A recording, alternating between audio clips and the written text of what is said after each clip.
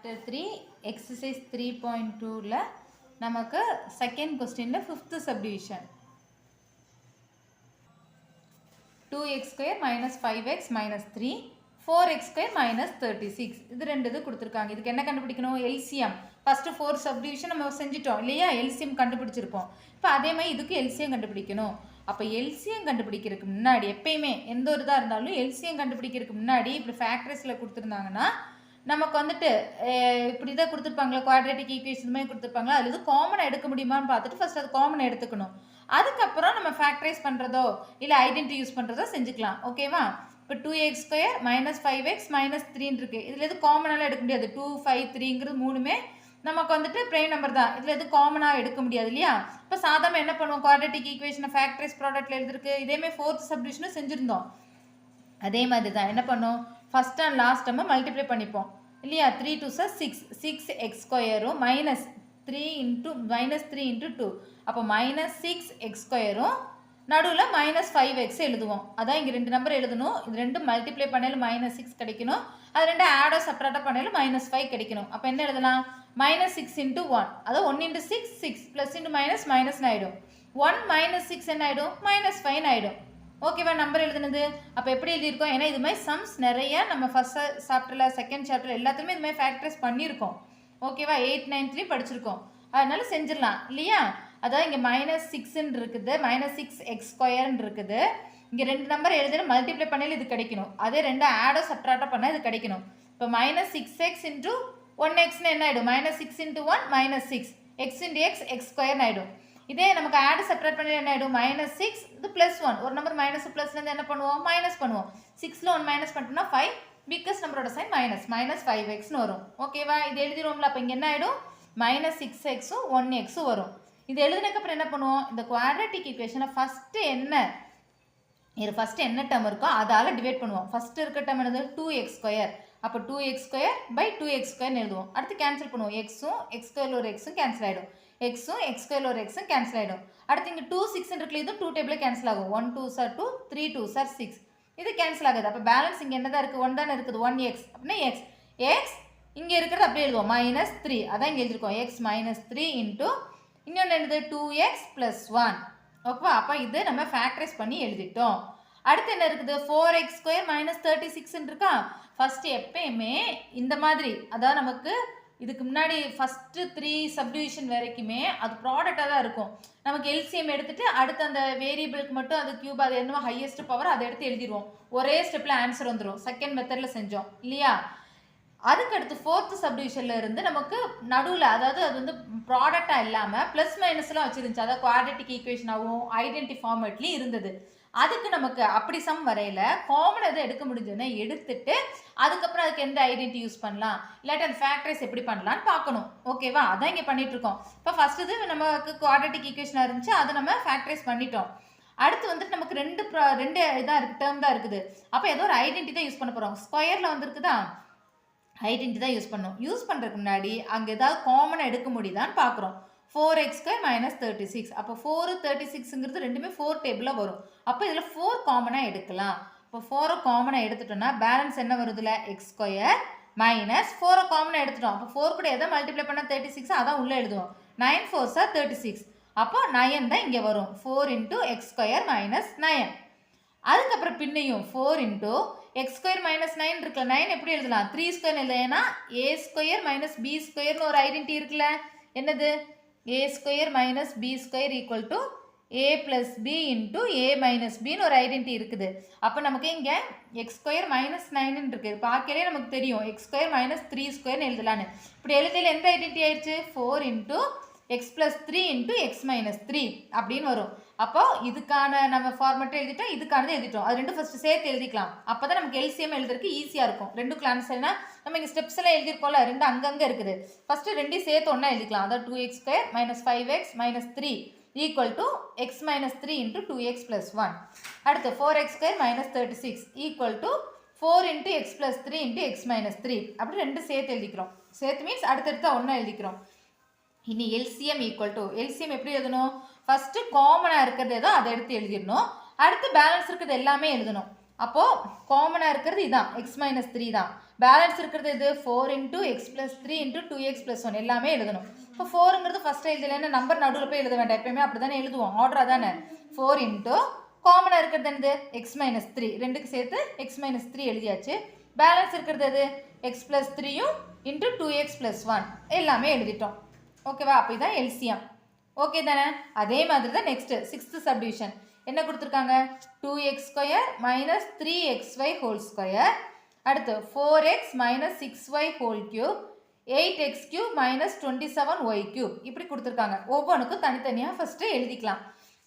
இப்போ ஃபஸ்ட்டு என்னது 2x² minus 3xy whole ஸ்கொயர்னு இருக்குது. ஃபஸ்ட்டு இதில் எது வந்து உள்ளே இருக்க நம்பர் எது காமனாக எடுக்க முடியுமா பார்க்குறோம். நம்பரை எடுக்க முடியாது, ஏன்னா இங்கே இருக்கிறது 2, இங்கே இருக்கிறது 3. அடுத்து வேரியபிள் பார்த்தோம்னா x² இருக்குது, இதில் x இருக்குது. அப்போ ரெண்டுலேயும் சேர்த்து எக்ஸை காமனாக எடுக்கலாம், ஒய் எடுக்க முடியாது, எக்ஸ்னா ரெண்டுலேயுமே இருக்குது.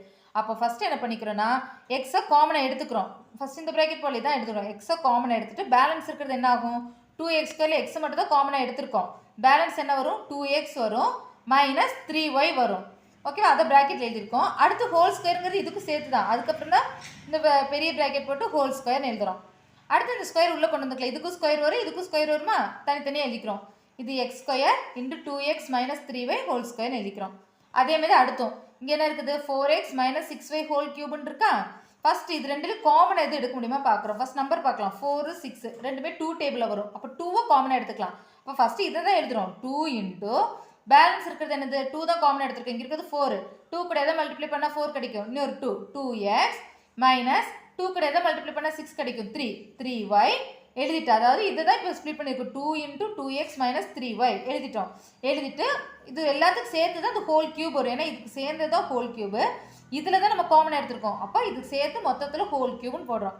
அடுத்து இந்த கியூப் உள்ளே கொண்டு வந்துக்கலாம், என்ன ஆகிடும், 2³ into 2x minus 3y whole கியூப்னு எழுதிட்டோம். 2 கியூப்னு எவ்வளோ, 8, 2 கியூபுக்கு 8 தானே, 8 into 2x minus 3y whole cube.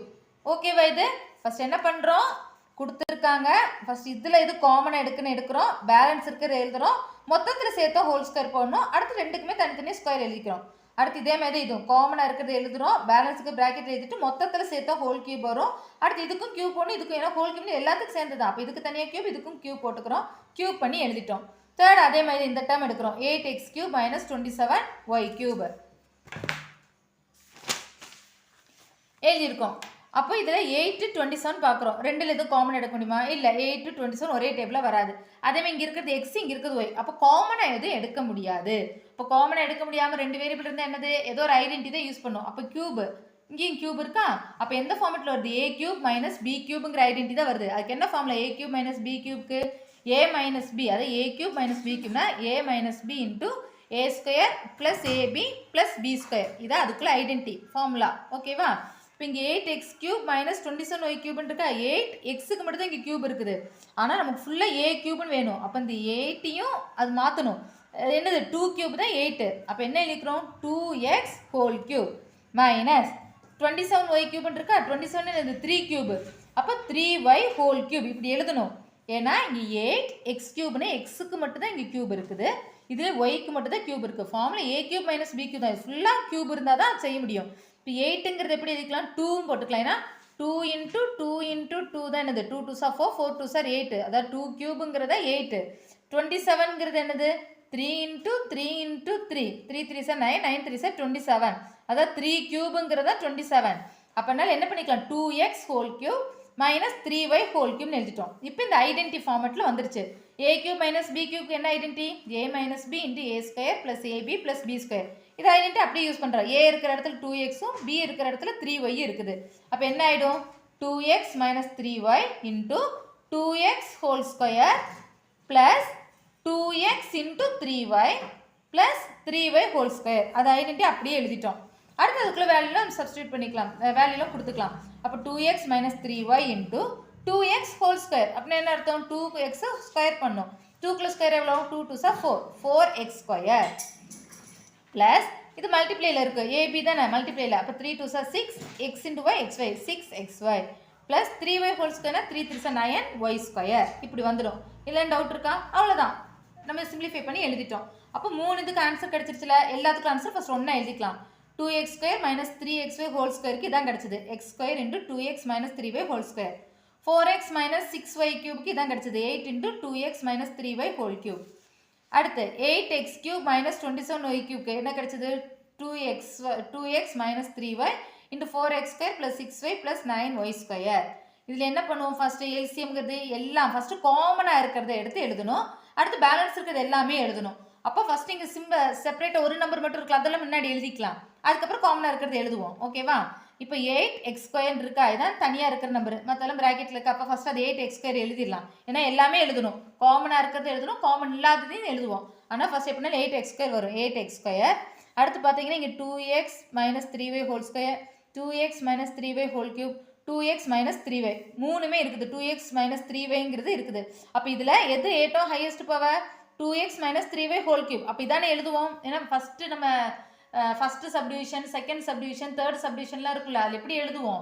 அது டேரெக்டாக ப்ராடக்டாக இருக்கும், ஒரே ஸ்டெப்பில் ஆன்சர் எழுதணும்ல. எல்சிஎம் நம்பருக்கு எடுத்துட்டு அதிலே இருக்கிறது ரெண்டுலேயும் காமனாக இருக்கல ஹையஸ்ட் பவர் தான், அதுதான் எழுதுவோம். அதே மாதிரி தான் இது மூணுலேயுமே காமனாக இருக்கிறது 2x minus 3y தான். இதுலேயும் ஹையஸ்ட் பவராக இருக்கிறது இது கியூப், அப்போ அதுதான் எழுதிக்கிறோம் 2x minus 3y whole cube. இது முடிஞ்சா அடுத்து என்ன இருக்குது balance 4x² plus 6xy plus 9y². அது இப்போ இதெல்லாம் சேர்ந்ததான் இதுக்குள்ளே எல்சிஎம். ஓகே தானே? ஸோ இந்த எக்ஸசைஸ் கம்ப்ளீட் ஆகிடுச்சு.